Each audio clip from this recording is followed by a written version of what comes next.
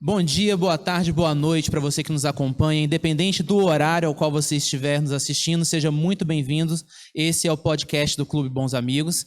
Nós estamos iniciando hoje aqui mais um bate-papo com um pastor, o pastor Fábio, que estará aqui se fazendo presente conosco e batendo um papinho aqui, falando um pouquinho sobre a sua experiência antes aí do seu ministério, a partir do momento que ele começou a cursar teologia, e também falaremos um pouquinho sobre um tema que logo vocês vão descobrir. Pastor Fábio, é um prazer tê-lo aqui. Aqui ao meu lado tem a Jaqueline também, que é uma das apresentadoras aqui do nosso podcast. Então, para nós é um prazer inenarrável tê-lo aqui conosco nesse momento. E nós gostaríamos de começar pedindo uma oração para o nosso podcast, para que nós possamos começar o nosso bate-papo. Tá certo, vamos orar? Senhor Deus, é uma alegria, Pai, a gente poder falar sobre a sua palavra, sobre os teus planos para a nossa vida, sobre o que o Senhor vê como uma fonte de verdadeira felicidade na caminhada que o Senhor planejou para nós. Nós vamos bater um papo aqui e o Senhor é o nosso convidado principal para fazer parte desse bate-papo. Nós pedimos a tua bênção e a orientação do Espírito Santo e abençoe esse que está ouvindo, que está assistindo também, em nome de Jesus. Amém. Amém. Pastor Fábio, quem era o pastor Fábio? Quem era o Fábio antes de ter aí o nome de pastor à frente do seu nome? Fala um pouquinho pra gente. Bem, antes de eu fazer teologia, eu estava trabalhando como office boy num escritório de contabilidade da minha tia. E cursando... Nossa, até esqueci que eu estava cursando. Eu estava na FAESA, cursando Gestão e Recursos Humanos. É isso aí. A área, assim, pouco relacionada com o que a gente lida, né? Lidar com pessoas. Mas no fundo do coração, já convicto daquilo que eu queria, porque a gente teve o conhecimento em relação à mensagem, teve um encontro com a mensagem em 1997. A minha mãe, ela vinha de uma perda muito grande, que foi a perda do meu pai, e a gente não conhecia a igreja evangélica, mas a gente tinha uma padaria, e aí nessa padaria a gente tinha uma cliente na nossa rua, que ela sempre comprava pão lá toda manhã. E um dia minha mãe, que estava numa fase assim, desiludida mesmo, estava com depressão, com dívidas, essa irmã viu que a minha mãe, ela estava um pouco diferente, né? Estava mais receptiva. E ela era adventista do sétimo dia. E aí a minha mãe falou com ela, né? Olha, eu estou indo numa igreja evangélica. E aí essa irmã falou, olha, você já deu um passo, mas você quer aprender como você pode dar novos passos na sua vida? E aí a minha mãe aceitou. E a partir dali ela começou a estudar a Bíblia. Nós viemos para a igreja e logo que eu vim para a igreja eu me apaixonei pela igreja. E eu sempre falo que aquilo que eu mais amo na vida é a minha igreja. Até mais do que a minha família. Porque eu só tenho a minha família por causa da igreja. E é a igreja que me ensina a cuidar da minha família. E dali eu já me sentia chamado para fazer teologia. Mas foi nesse ano, como office boy, fazendo gestão em recursos humanos, que eu fiz um propósito com Deus. Eu falei assim, Senhor, eu quero ser um pastor, mas eu quero que o Senhor me mostre a hora que eu devo ir.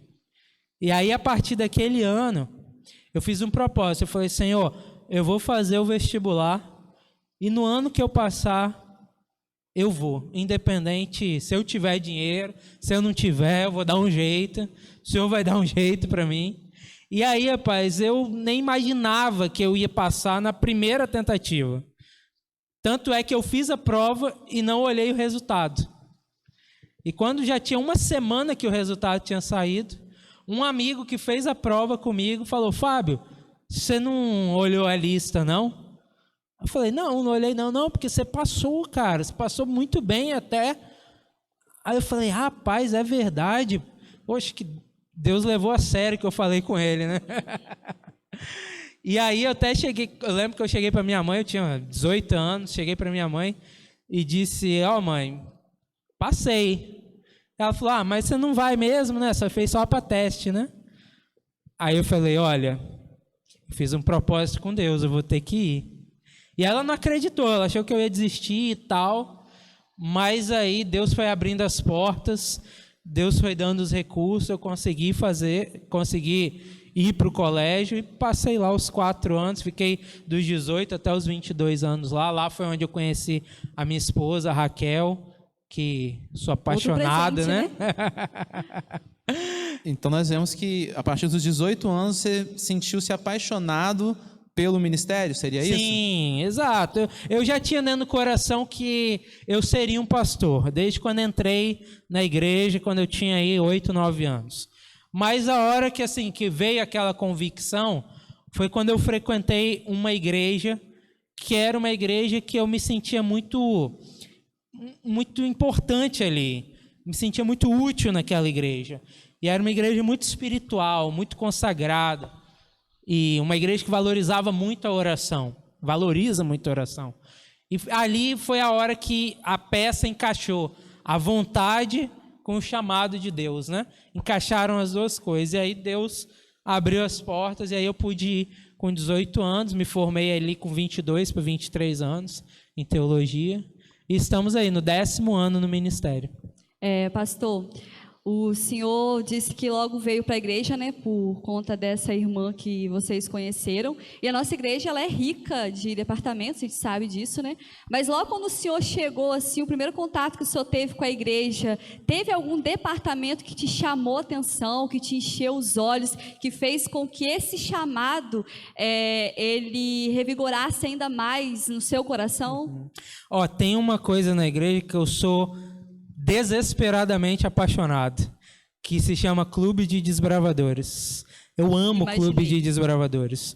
E eu entrei no Clube de Desbravadores com 8 anos de idade. Na época, o Clube de Aventureiros ainda não tinha chegado aqui no Brasil com força, né? Tinha só em alguns lugares aí vagos no Brasil, mas aqui no Espírito Santo não tinha ainda.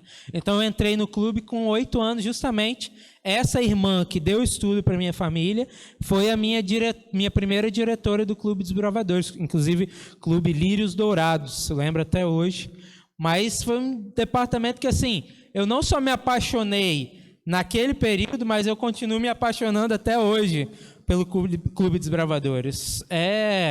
Para mim, estar fora do Clube dos Bravadores, falta alguma coisa dentro do meu corpo. Eu tenho que estar envolvido nesse ministério. Acampamento, reunião, classe bíblica, atividades do clube. Eu amo o Clube dos Bravadores. Eu acho que o Clube dos Bravadores, como o senhor falou, foi tão importante que foi até um dos pontos principais para o senhor conseguir também conquistar o coração da nossa juventude aqui da nossa igreja, né?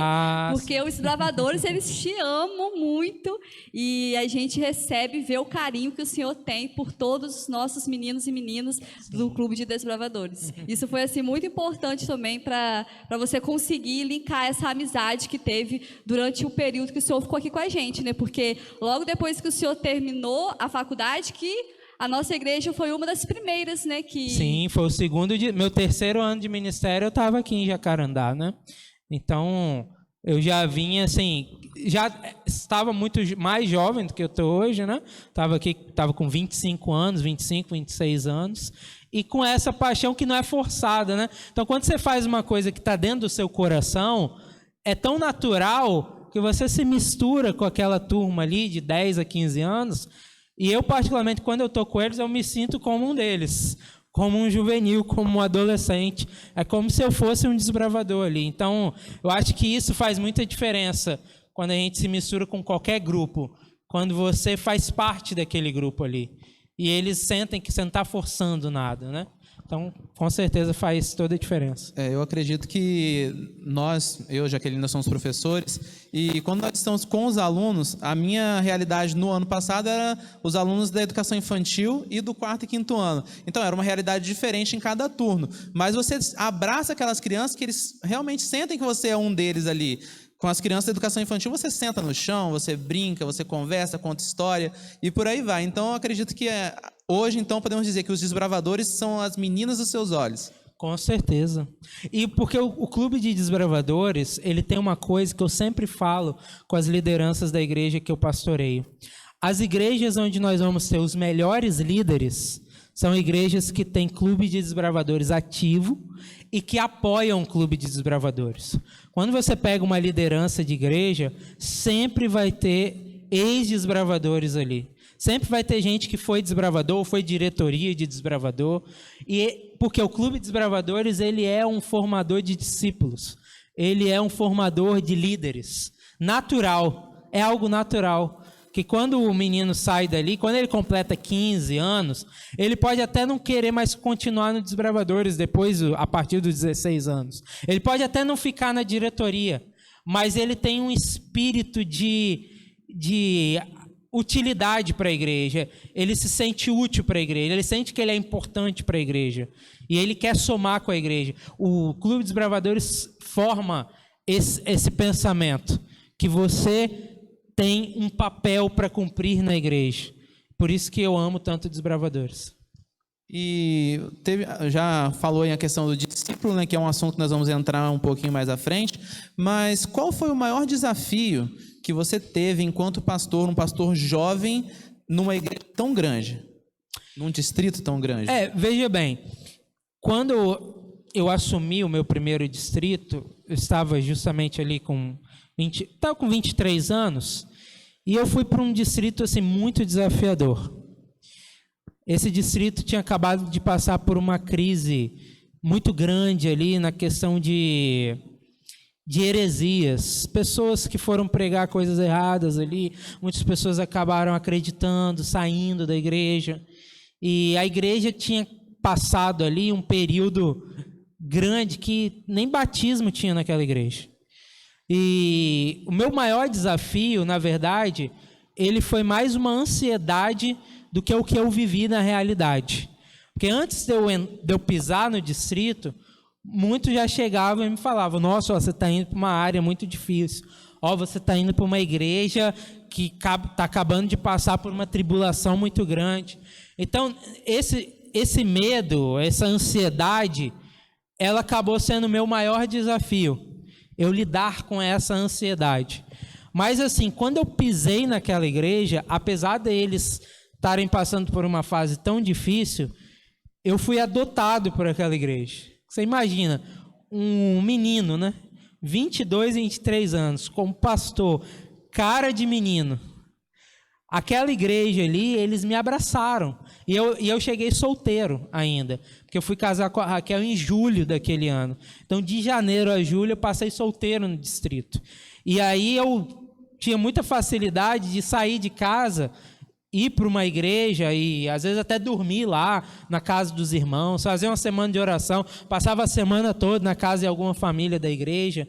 Então, o fato de eu ter sido acolhido, de eu ter sido abraçado, de eu ter sido adotado como filho mesmo, acabou vencendo essa ansiedade, que eu me sentia parte daquelas famílias ali. Eu me senti como se fosse filho deles, irmão deles ali, entendeu? Então, isso acabou vencendo essa ansiedade. Do resto, graças a Deus, Deus abençoe de tal forma que as coisas fluíram de uma maneira tão natural que essas ansiedades, nenhuma se concretizou realmente em algo que poderia me trazer algum transtorno no ministério. Pelo contrário, né? Passaram os 2 primeiros anos de distrito antes de eu vir para cá, para Jacarandá, e a sensação era de que, poderia ter ficado mais tempo lá, com toda certeza. O senhor sentia que os irmãos precisavam do senhor lá mais tempo? Sim, eu me sentia assim, entendeu? Que eu consegui, de alguma maneira, com a ajuda de Deus, colaborar com uma fase de superação dessa crise, e eu senti que isso poderia ter continuidade, né? E era recíproco, a gente sentia essa reciprocidade. E isso é gostoso, porque assim, não é para nossa glória, jamais, é para a glória de Deus. A maior glória que a gente tem é ser usado por Deus. E eu me senti usado por Deus naqueles 2 primeiros anos no distrito, mesmo sendo tão novo, eu me senti muito usado por Deus por um motivo. Deus colocou no meu coração, naqueles 2 anos, uma ferramenta de trabalho que foi aquela que fez a maior diferença. Nós simplesmente colocamos a igreja para orar. A gente colocou a igreja para orar. A gente tinha uma cultura, uma coisa que eu lembro com muito carinho desse primeiro distrito, é que a gente tinha uma cultura de fazer vigílias trimestrais. Todo trimestre a gente reunia o distrito e fazia vigília, e a igreja enchia, a igreja lotava, e era interessante que o povo não saía. Se a vigília começava 5 horas da tarde e terminava meia-noite, o pessoal ficava até o final. E eram momentos de oração, de testemunho, de louvor. E além dessas vigílias, que foi algo muito marcante, teve uma dessas até, que a gente foi no alto de uma montanha. A gente fez uma vigília no alto de uma montanha, na Rampa do Filete. E a temperatura no dia era de 11 graus, que era em julho, em Venda Nova do Imigrante. A gente levou tenda para lá, sofá, cadeiras, e fizemos a vigília que começou 10 horas da noite e terminou 6 horas da manhã. E foi uma experiência assim, extraordinária. E com esse movimento de oração, a gente tinha um culto também, que era um culto de oração intercessora, que era às quintas-feiras, 5h30 da manhã. E a gente anotava o nome das pessoas que a gente queria resgatar para Deus.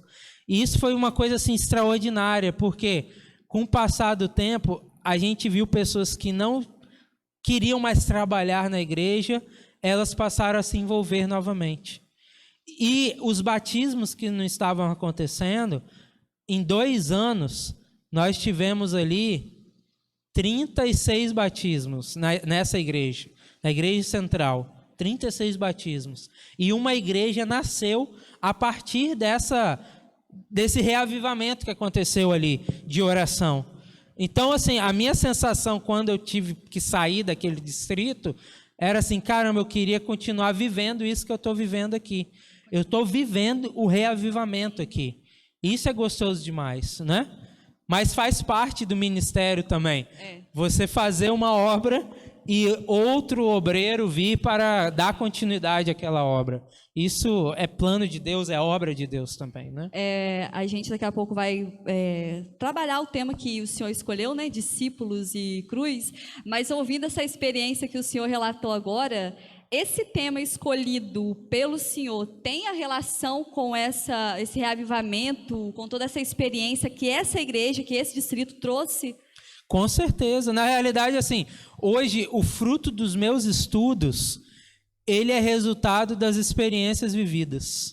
O que eu me dedico hoje para estudar no ministério mais, porque sempre tem uma área que você acaba, assim, dando mais atenção, né? Com certeza. E hoje a área que eu mais dou atenção dentro da igreja é o discipulado, é o ser discípulo. E isso é fruto daquilo que eu tenho vivenciado ao longo dos anos no ministério. Porque a gente fala muito de reavivamento. Daqui a pouco vai começar o projeto dos 10 dias de oração na igreja, e aí a gente fala tanto de reavivamento, mas o que é o verdadeiro reavivamento? Será que o verdadeiro reavivamento, a gente vai estar no culto na igreja aqui, daqui a pouco vai acontecer um terremoto, e aí as pessoas vão ficar em êxtase? Será que é isso que é o reavivamento? Não, o reavivamento é quando todos os membros, eles se conectam diretamente a Deus e cumprem o chamado de Deus para serem discípulos e não para serem membros. Eles fazem a parte deles. O interessante dessa experiência de Venda Nova é que, geralmente, quando um pastor quer fazer um trabalho assim para ganhar muitas almas, às vezes ele vai fazer um evangelismo, né? Uma série de conferências. E nesses 2 anos, nós não fizemos nenhuma conferência, nenhum evangelismo. Quem estava dando estudos bíblicos eram os próprios irmãos da igreja. Isso é reavivamento. Isso é reavivamento. O reavivamento é quando você se encontra como um discípulo e você entende que o seu chamado é fazer discípulos. O seu chamado é fazer discípulos. E foi isso que eu vivenciei. Eu vi a igreja trabalhando pela igreja, a igreja trabalhando pela comunidade, a igreja trabalhando um pelo outro. Isso é reavivamento. E aí nós vamos entrando no tema central, né? Depois dessa apresentação, que nos trouxe assim, bastante sobre o tema que nós vamos abordar nessa sua fala, porque falar de fazer discípulos, muitas vezes as pessoas pensam assim, como fazer discípulos, né? E o texto de Lucas 9:23 fala: se alguém quiser acompanhar-me, negue-se a si mesmo e tome diariamente a sua cruz e siga-me. E aí, pastor, o que esse texto tem a nos dizer sobre fazer discípulos, sobre tomar a sua cruz, sobre ser discípulo? A gente vê assim que há um processo na fala de Jesus. O que é um processo? Um processo é algo que tem passos. É como um jogo, né? Tem fases. Primeira fase, segunda fase, terceira fase. Jesus disse que para você ser um discípulo, você precisa passar por um processo. E qual é esse processo? A primeira fase do processo nesse versículo é a abnegação. É o negar a si mesmo. Isso faz toda a diferença no processo. Esse é o ponto de partida para o processo. Sem a abnegação, não há nenhuma possibilidade de você pular etapas, de você continuar o processo. Porque o negar a si mesmo é você olhar a sua vida e você enxergar que existem coisas na sua vida que impedem você de seguir a Cristo, de fazer a vontade de Cristo.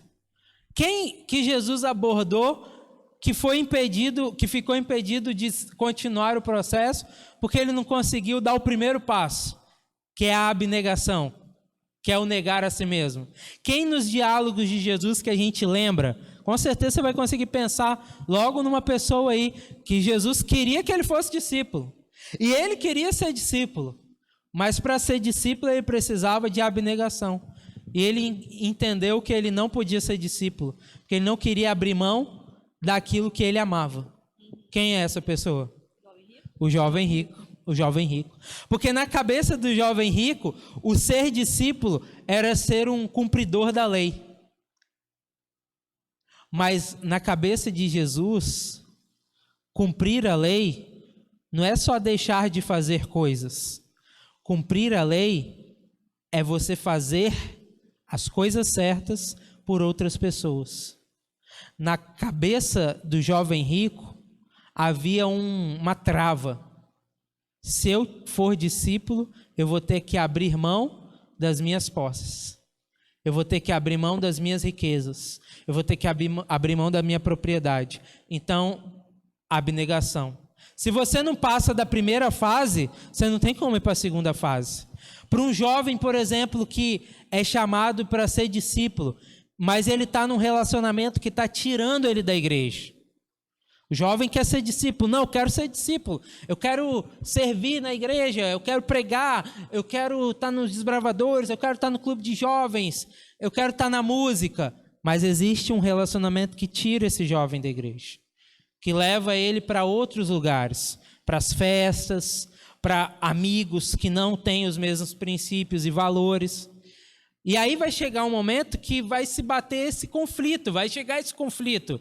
Espera aí, a igreja ou o meu relacionamento? E aí é a hora que Jesus está dizendo, olha, você quer me seguir? Negue a si mesmo.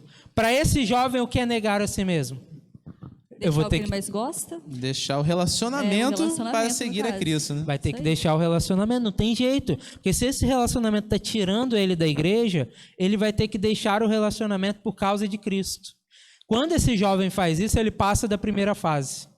Ele consegue ir adiante no processo. Por quê? Ele abnegou. Abnegar não é abnegar aquilo que não faz diferença na sua vida. Por exemplo, se você chegar aqui diante de mim e colocar uma garrafa de cerveja, ela pode estar pintada de ouro, cheia de diamante. Para mim não faz diferença nenhuma. Eu dizer que eu não quero beber essa cerveja, para mim não é abnegação nenhuma. É fácil para você não bebe mesmo. Porque eu não amo isso. Eu não tenho gosto nisso. Abnegação é você deixar algo que você gosta por algo que é maior. O chamado de Cristo. Qualquer coisa que tira você dos trabalhos da igreja, por exemplo, alguém te chamou para assistir o lançamento do Homem-Aranha, lá no cinema. Pô, saiu o Homem-Aranha aí agora, só que naquele dia Tem culto, um dia de quarta-feira, porque o lançamento foi na quarta-feira, dia 15. Vai ter um culto e você iria pregar naquele culto, iria cantar naquele culto. Pô, mas você é apaixonado nos heróis da Marvel. Você ama o Homem-Aranha, mas você já tinha um chamado, um compromisso com a igreja. E aí, o que você vai escolher? O que é a abnegação? A abnegação é você abrir mão daquilo que você gosta por algo que é soberano, por algo que é maior. Se você não conseguir fazer isso, você não passa nem da primeira fase do que é ser discípulo, porque essa é a primeira fase. O apóstolo Paulo, ele entendia muito bem o que era isso, porque ele disse em Atos 20, 24: porém, em nada considero a vida preciosa para mim mesmo, contanto que complete a minha carreira e o ministério que recebi do Senhor Jesus, para testemunhar do evangelho da graça. Então, Paulo, quando ele disse isso, qual era o contexto? Paulo estava voltando para Jerusalém. Os cristãos de Filipos, da igreja de Filipos ali, eles tentaram convencer Paulo a não ir, a ficar ali onde eles estavam, a continuar sendo o pastor deles.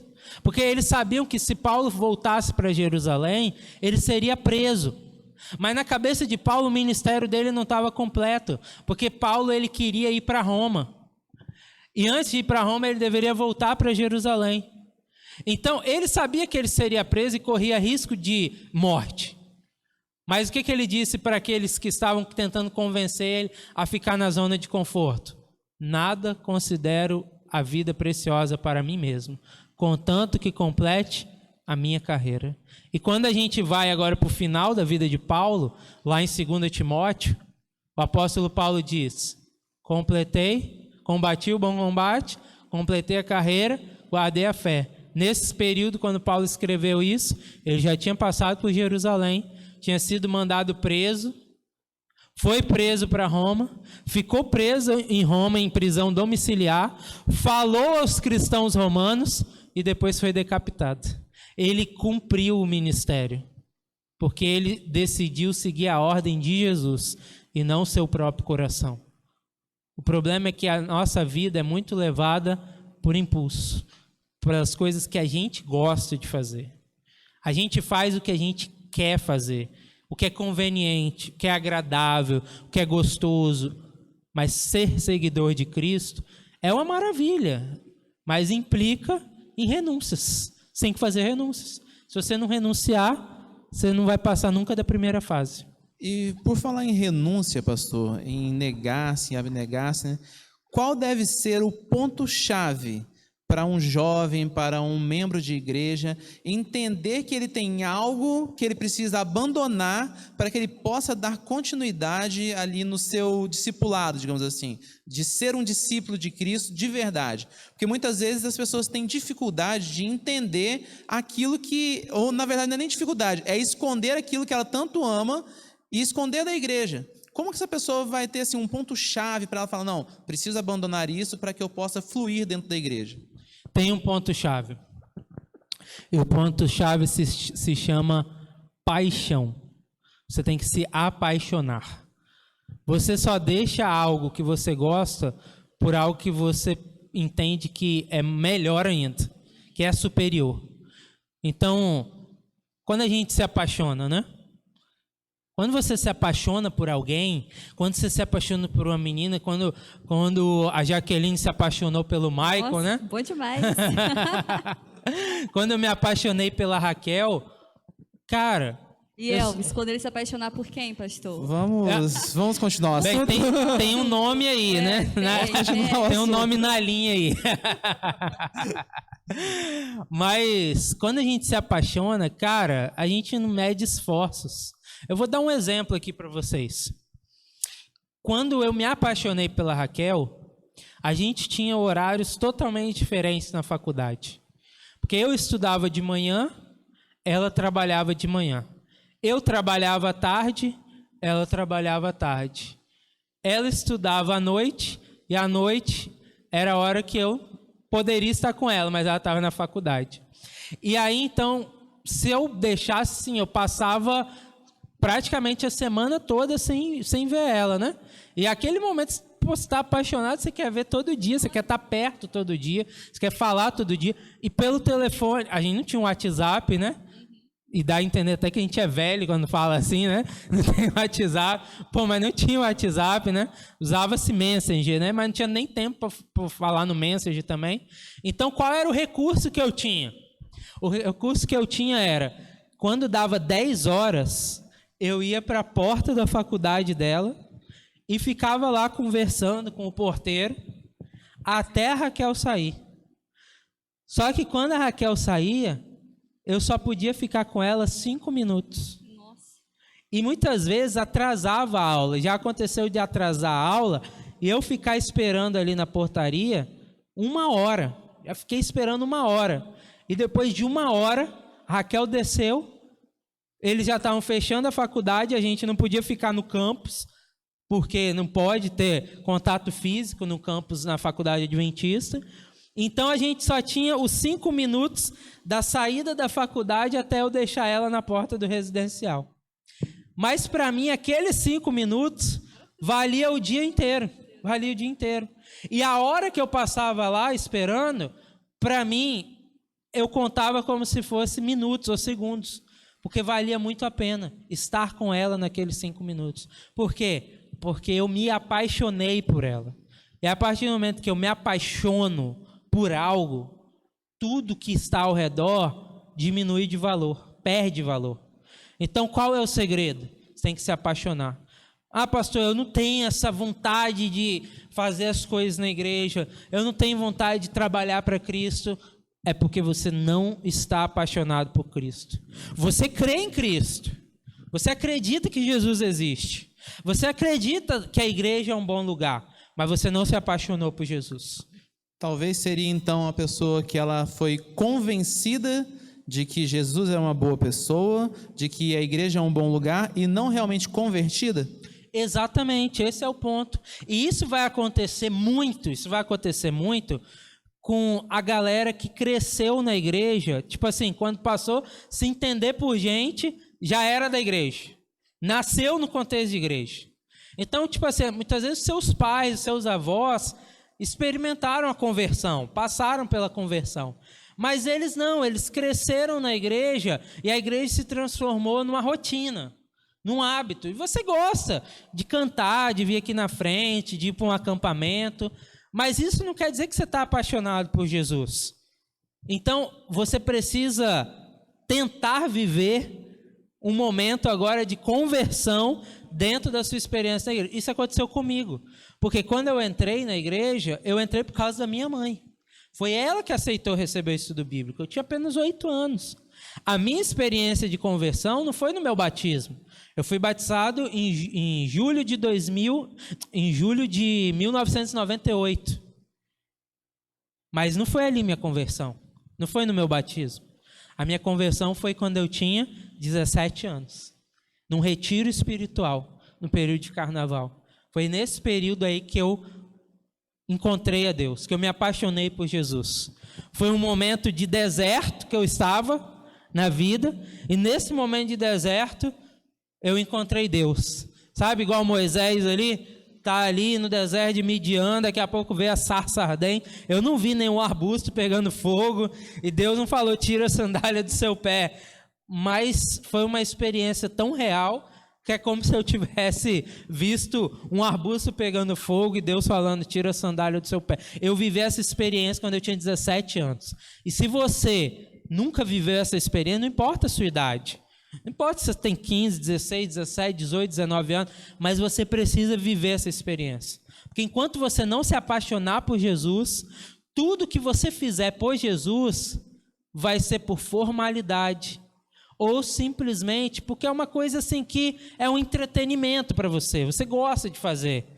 Igual, você gosta de ir na academia, assim como você gosta de vir na frente e cantar.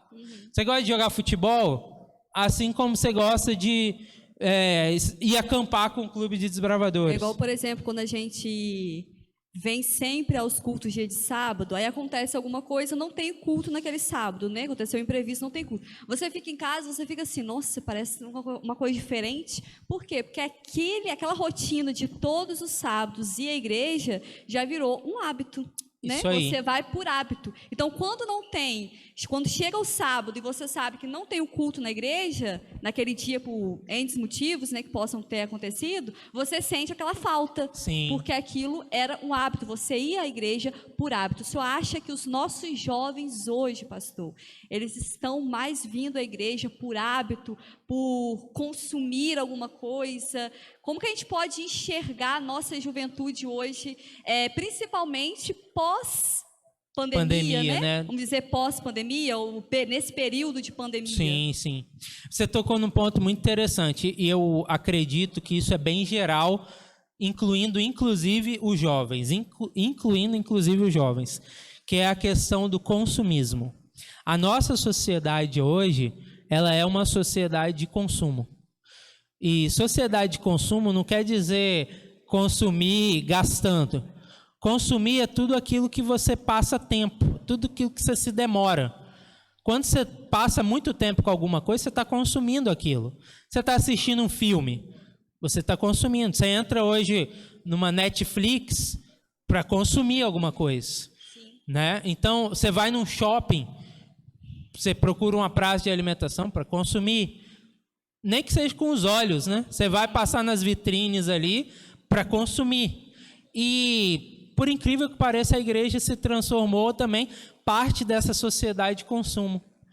A gente vem à igreja, a gente é tentado a vir à igreja para buscar algo que vai alimentar o nosso ego. Isso aí. Não necessariamente o nosso espírito, mas alimentar o nosso ego. Então, tem gente, por exemplo, que pode vir à igreja para mostrar aquela roupa maravilhosa que comprou. Pô, comprei uma roupa nova essa semana, aonde eu vou usar pela primeira vez? No sábado de manhã na igreja. Pô, comprei um sapato novo, top de linha. Aonde eu vou usar pela primeira vez? Na igreja. A igreja pode ser uma sociedade de consumo na questão da ostentação. Ela pode se transformar a sociedade de consumo na questão da ostentação. A igreja pode se transformar numa sociedade de consumo na questão de conforto. Não, eu vou procurar uma igreja que os bancos dela são estofados, que tem ar-condicionado, que tem uma banda que toca, que tem bons pregadores. Bons louvores. Uma vez eu vi uma irmã dizendo, não, eu vou em tal igreja porque lá todo culto é o pastor que prega. Então, ela vai na igreja, ela falou declaradamente que ela vai para consumir. Ela não está interessada em servir aquela igreja.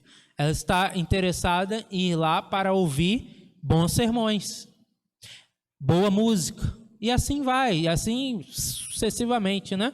Então, é essa tentação que a gente tem que vencer.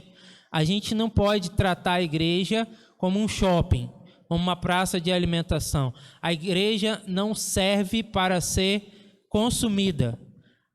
A igreja, o termo igreja, significa literalmente, o termo grego, né? Porque o termo em português, a etimologia da palavra igreja em português, significa assembleia ou reunião.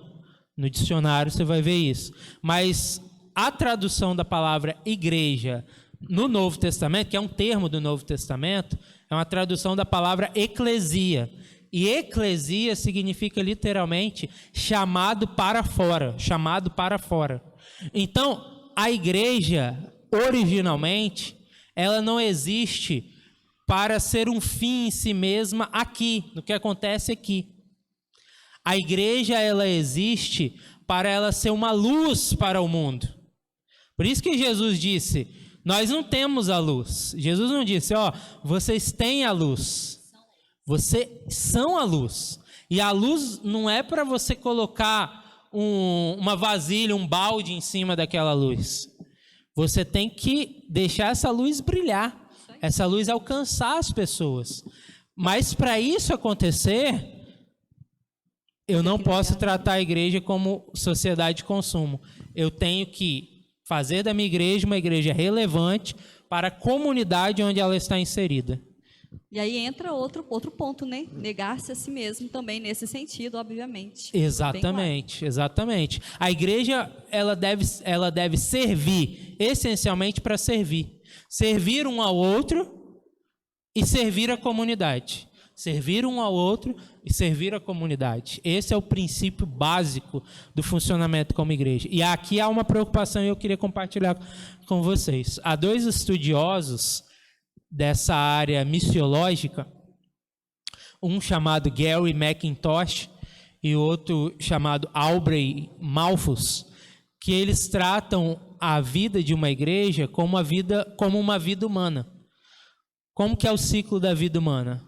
Nascimento, crescimento, estagnação, envelhecimento e morte. E esses 2 estudiosos de missiologia, eles nos apresentam que a igreja que não discipula, a igreja que não se reproduz, a igreja que não tem espírito de servidão, ela vai viver esse ciclo de vida até morrer. O McIntosh, ele diz que esse ciclo vai se cumprir numa igreja em 40 anos, do nascimento até a morte. E o Malthus, ele é um pouco mais radical, ele diz que vai durar de 10 a 15 anos, do nascimento de uma igreja até a morte dessa igreja. Então, qual é a solução para a nossa igreja não morrer? Há um grupo, uma religião, o Islã, por exemplo. No Islã, qual é a maneira da igreja continuar crescendo, dessa religião continuar crescendo? É por meio dos filhos. É a reprodução, né? Nascem filhos e mais filhos, porque no Islã, o camarada, o patriarca, ele não tem uma esposa só, ele tem mais de uma esposa. E cada esposa tem uma quantidade de filhos. E esses filhos, eles são obrigados a serem serem muçulmanos. Na nossa igreja, a gente não tem nem essa grande quantidade de filhos e também a gente não tem essa obrigação.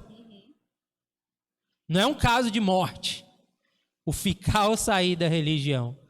Então, qual é a maneira da gente fazer a nossa igreja continuar crescendo? Nós temos que reproduzir, mas não é a reprodução biológica, é a reprodução discipular. E aí, eu vou para o texto aqui com vocês, de Mateus capítulo 27. Mateus capítulo 27, verso 19, naquela que é chamada Grande Comissão, nós temos aqui 4 verbos. Portanto, vão e façam discípulos de todas as nações, batizando-os em nome do Pai, do Filho e do Espírito Santo. Agora eu tenho que cuidar aqui porque eu estou diante de uma professora de português, né? Então, tomara que eu não dê nenhuma rata aqui, né? Cuidado. Mas nós temos 4 verbos aqui. Na língua portuguesa, dá a entender aqui que o verbo que está no imperativo, no modo imperativo, é o verbo ide, ou o verbo vão. Mas na língua grega, o verbo ide está no particípio. É um gerúndio, assim como batizando e ensinando. O único verbo que nós temos aqui no modo imperativo, na ordem que Cristo deu, é o fazer discípulos. É o fazer discípulos. Esse verbo aqui, eu até anotei, como ele está aqui, ele está o verbo para discípulo, a palavra para discípulo é matetes, no substantivo. Mas na forma verbal, ela está aqui em mateteusate. Mateteusate. É uma forma imperativa do verbo matete, da palavra matete, né? E isso significa o quê? Na grande comissão, qual é o verbo mais importante? É o que está no imperativo. Porque o que está no imperativo é uma ordem. E essa é a grande ordem de Cristo. Batizar e ensinar, e até mesmo ir, só existe por causa do fazer discípulo. Eles fazem parte do fazer discípulo. Mas é o fazer discípulo que dá sentido ao ir, ao batizar e ao ensinar. Então essa é a ordem de Cristo. Discípulos, ele está falando aqui para discípulos, fazem discípulos. Discípulos que não fazem discípulos, não são discípulos. E o discipulado, ele é uma coisa assim extraordinária, amigos. Por quê? A partir do momento que você faz um discípulo, você nunca deixa de ser o discipulador daquele discípulo. Fazer discípulo é você se envolver diretamente com a vida de alguém. É você se importar totalmente com a vida de alguém. E você pode até ficar distante daquela pessoa por um tempo, mas aquela pessoa nunca deixou de ser seu discípulo. Em algum momento, você vai precisar estar em contato com ela ou aquela pessoa vai te buscar. E isso aconteceu ano passado de uma maneira curiosa, porque eu estava na minha casa, no meu escritório, estudando, e de repente meu telefone tocou, e era uma pessoa que eu pastoreei ela no meu primeiro distrito, lá em Venda Nova do Imigrante. Ou seja, aí, 9 anos depois praticamente. E essa pessoa estava vivendo uma crise no casamento dela. E tinha pelo menos aí uns 2, 3 anos que eu não falava com essa pessoa, que eu não tinha contato assim ativo com essa pessoa. Mas ela me ligou e ela falou: pastor, eu preciso da sua ajuda. Eu preciso que você me ajude a salvar meu casamento. Está acontecendo isso, isso e isso. O que eu devo fazer? E aí eu aconselhei, orei com ela, li a Bíblia com ela, apresentei aquilo que eu entendia que ela deveria fazer. Mas o que aquilo me revelou? Aquilo me revelou que aquela irmã, ela nunca deixou de ser uma discípula minha. E aí eu aprendi ali que fazer discípulo é ser pai de alguém, mas é ser avô, é ser bisavô, porque agora até os discípulos que ela faz, ela vai fazer de acordo com aquilo que ela vivenciou, da maneira como eu fiz ela discípula. Então, por que isso exige abnegação? Por que isso exige renúncia? Porque a gente quer fazer, gente, coisas que, são agradáveis pra gente. A gente vive num período que, você já tem faculdade, você tem namoro, tem relacionamento, tem suas obrigações dentro de casa, tem trabalho, o jovem trabalha. E aí você fala assim, ainda vou ter que perder tempo com alguém? E para você fazer discípulo, você vai ter que perder tempo com alguém. Você vai ter que ligar para essa pessoa, você vai ter que mandar mensagem para essa pessoa vai ter que frequentar a sua casa, você vai ter que frequentar a casa dessa pessoa, vocês vão ter que fazer coisas juntos. É isso. Fazer discípulo é você escolher alguém ou um grupo para você dedicar parte do seu tempo para essas pessoas. Imagine Jesus, deixou lá o trono dele, veio até essa terra, encarnou, escolheu ali 12 homens e passou tempo com eles. Jesus dedicou exclusivamente o seu tempo para viver em prol de passar tempo com essas pessoas.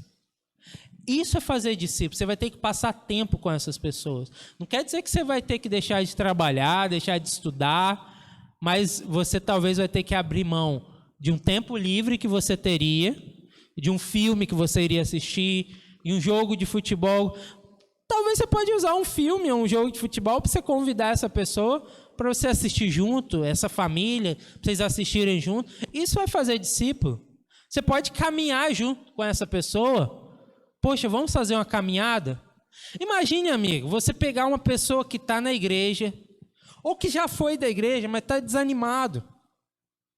E agora, essa pessoa que está lá largada, só o pessoal do mundo que dá atenção para eles, e aí você chama essa pessoa para fazer alguma coisa com você. Poxa, vamos sair hoje para a gente fazer uma caminhada juntos? Imagina o tempo que vocês vão conversar ali naquela caminhada. Isso é fazer discípulo. Tá vendo? Fazer discípulo não é só você trazer a pessoa para a igreja, não. Muitas vezes você vai ter a oportunidade de fazer um discípulo de uma pessoa de dentro da igreja, mas que essa pessoa está desanimada. Essa pessoa está sendo discipulada por pessoas do mundo. Porque se você não está fazendo discípulos daqui da igreja, alguém de fora está fazendo essa pessoa discípulo. Com certeza. Ela está seguindo alguém ou ela está seguindo algo. E aí eu trago para vocês aquilo que eu considero uma pérola, porque a segunda parte aqui, a segunda fase desse processo de 3 fases, é o tomar a cruz. É isso que eu ia até perguntar para o senhor, que eu estou aqui pensando. Por quê?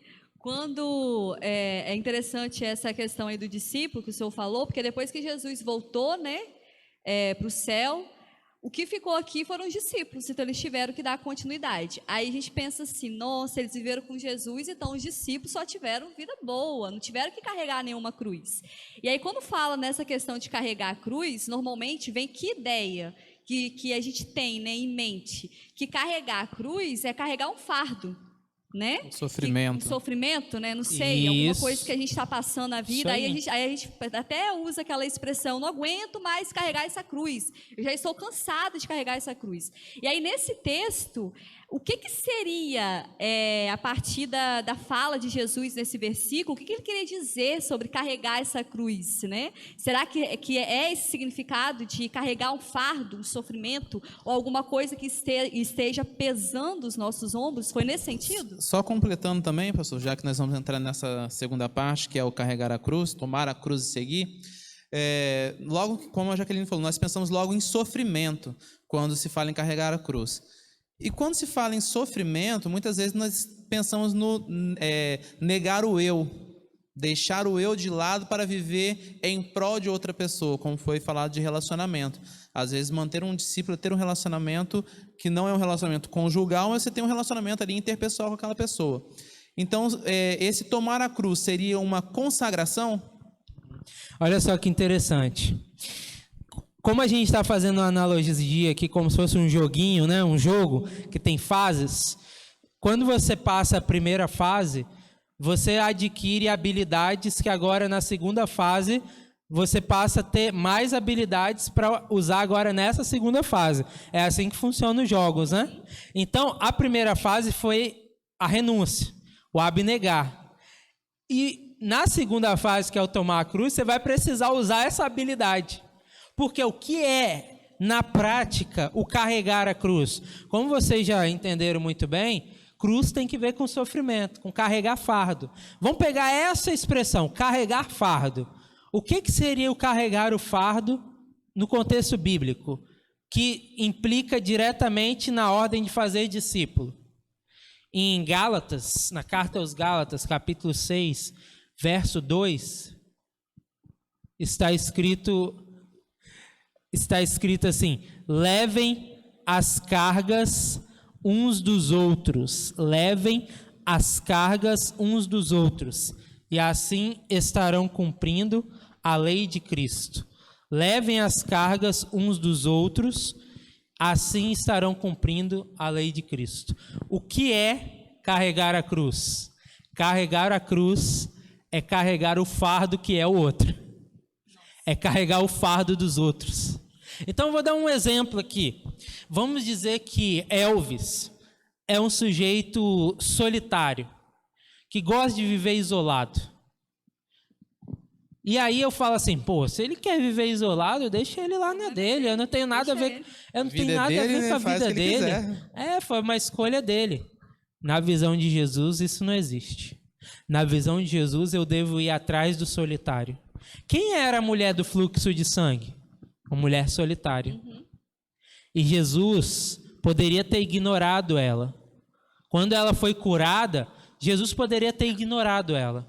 Mas Jesus não fez isso. Jesus diz: quem foi que me tocou?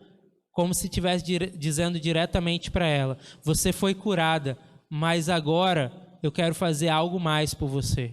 Eu quero ter um encontro com você. Eu não quero só que você tenha tido um encontro com o que eu fiz por você. Eu quero que você tenha um encontro comigo.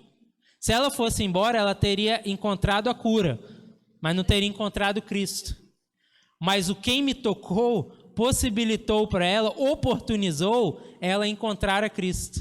E o encontro com Cristo se tornou maior do que o encontro com a cura, porque ali ela recebeu a salvação. Então, se eu sou um discípulo e eu quero fazer discípulo, eu tenho que ir em busca das pessoas que estão carregando fardos. Por que o Elvis é solitário? Por que ele gosta de viver sozinho? Existe uma causa, existe um motivo, existe uma história. Por trás de uma solidão, por trás de um negativismo, por trás de um pessimismo, por trás de uma pessoa que tem espírito crítico, existe uma história. Sempre existe uma história. E eu posso escolher ignorar essa história, ou eu posso escolher carregar esse fardo. E aí entra a mensagem que o senhor falou hoje, né? Do amor. O amor. E Jesus disse que essa é a identidade do discípulo, né? Nisso conhecereis que vocês são meus discípulos, se vocês amam uns aos outros. E como eu falei hoje de manhã aqui, o amor pelo outro não é o amor conveniente. É o amor de quem não merece ser amado. É o amor por quem você tem ressentimento, por quem você tem ranço. É o amor por quem você não dá atenção. É o amor por quem você negligencia. Porque quem mais carece de amor, como eu li aqui a citação do pastor Dietrich Bonhoeffer, é quem vive no ódio, quem vive na solidão. São essas pessoas que mais precisam de amor. E se eu quiser ser discípulo de Cristo, a segunda fase é: eu vou ter que ir em busca das pessoas que mais carecem de amor. Eu vou ter que me envolver com a história dessa pessoa. E eu vou ter que ajudar essa pessoa a carregar o fardo. E com certeza, depois que eu carregar o fardo dessa pessoa, ela nunca mais vai ser a mesma. Porque ela vai aprender a carregar o fardo de outras pessoas. Ela vai ser transformada. Eu tenho que apresentar Jesus para as pessoas, mas a maneira de eu apresentar Jesus para as pessoas é eu sendo Jesus para as pessoas. E o que é ser Jesus para as pessoas? É fazer o que Jesus fazia, tendo compaixão. E nos evangelhos, Jesus foi em busca dos publicanos, que eram discriminados, das mulheres que eram discriminadas, das adúlteras, dos leprosos, dos deficientes, dos gentios, como ele foi lá com Gadareno, endemoniado.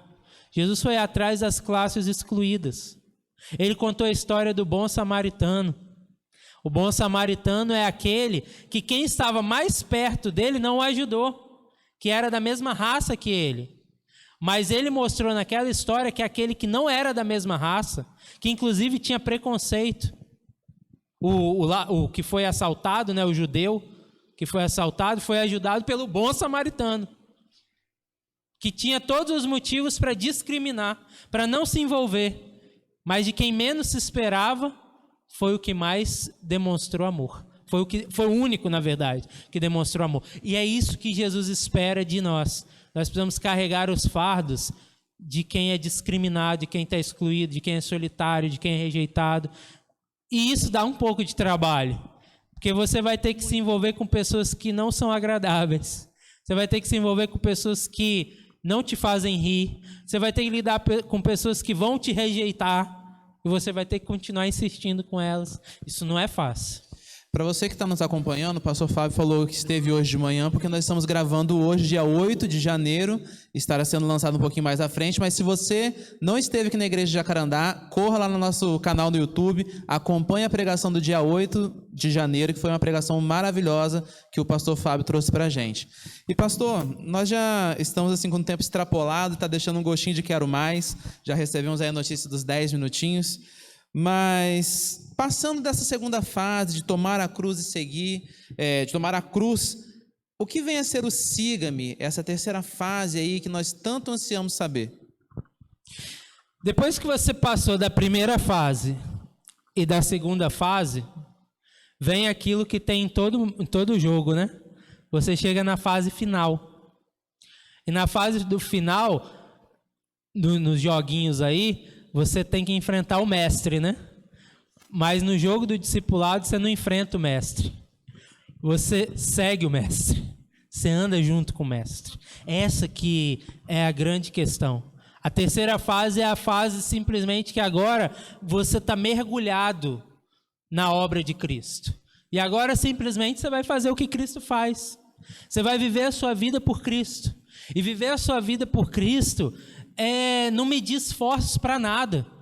É missão Caleb, é um ano em missão, é semana de oração, é culto de madrugada, é pôr do sol na praia, é estudo bíblico, é distribuir livro, é desbravadores, é aventureiros, é uma função na igreja que alguém que está precisando de alguém para ajudar. Você é um servo para servir naquilo que é necessário. Não é aquilo que você gosta mais, simplesmente. É aquilo que está sendo necessário servir.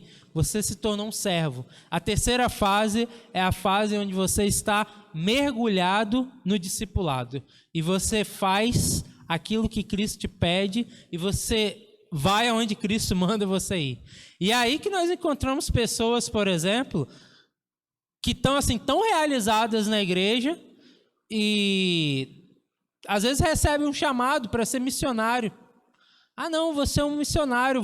Eu tenho pessoas na igreja que pregaram na minha igreja recentemente, que estão indo para as Filipinas. Estão juntando dinheiro para ir para as Filipinas. Eu tenho uma amiga que serviu na África, numa ilha de Santo Tomé e Príncipe, uma ilha totalmente assim, caótica. A situação das pessoas é uma situação totalmente assim, de miséria, onde as pessoas não têm o que comer.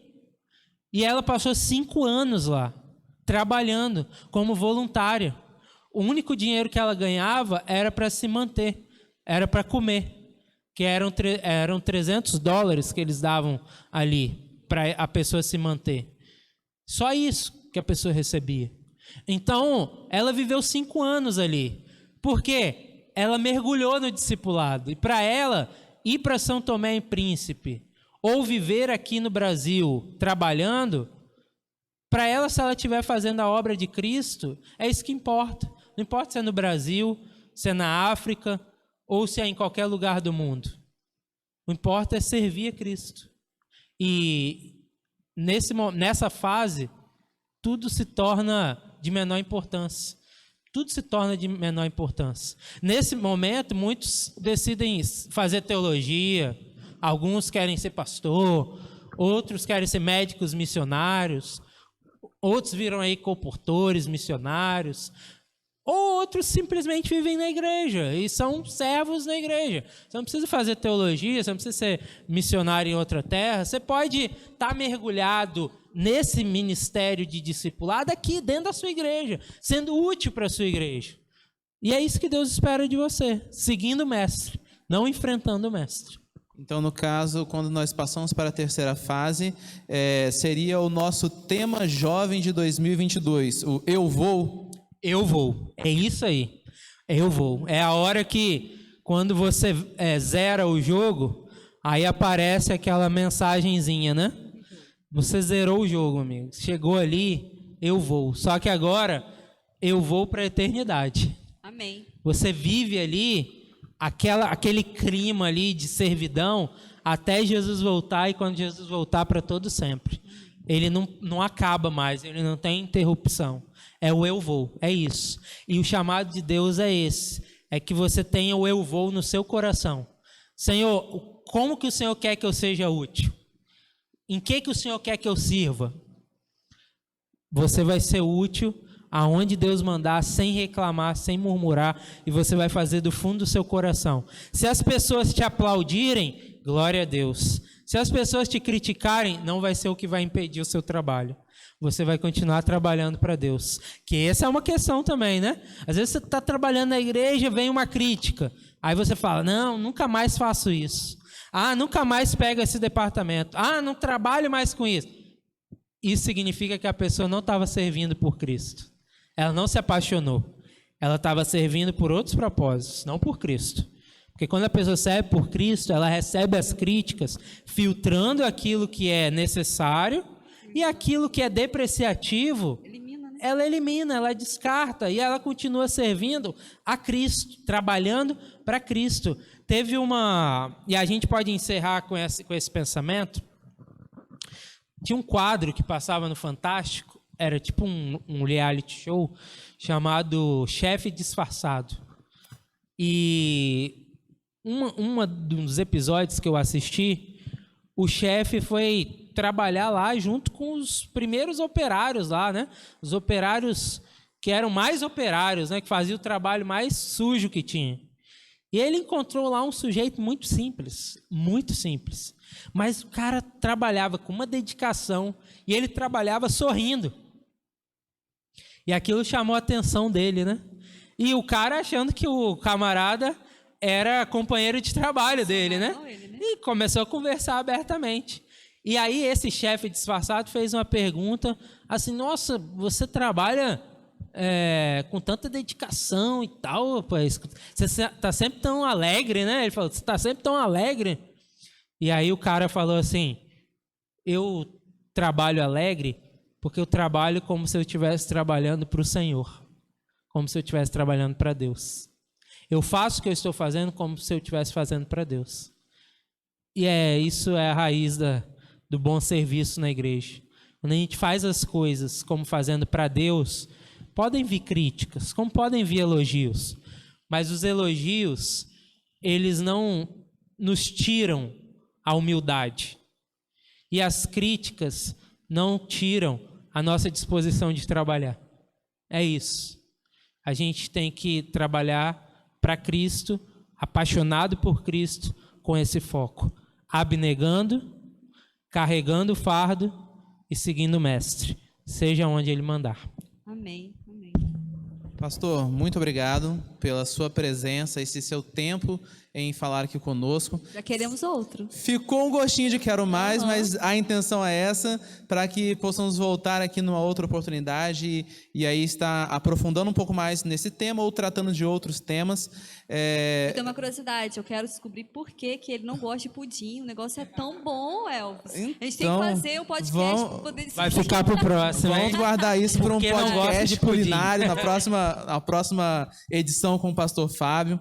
Vocês que nos acompanharam, muito obrigado por receber no seu lar, independente da hora que foi, que você nos recebeu, que essa mensagem dita aqui possa estar indo de encontro com a sua necessidade, porque é uma mensagem que nós precisamos ir às pessoas, aqueles que necessitam receber essa mensagem. E não é só o pastor que vai. O pastor está aqui fazendo discípulos, e os discípulos fazem novos discípulos, conforme foi falado aqui hoje. Então, que essa mensagem chegue até você. Muito obrigado por nos receber. Acompanhe as nossas redes sociais, estarão na descrição do vídeo, e até uma próxima oportunidade. Fechou.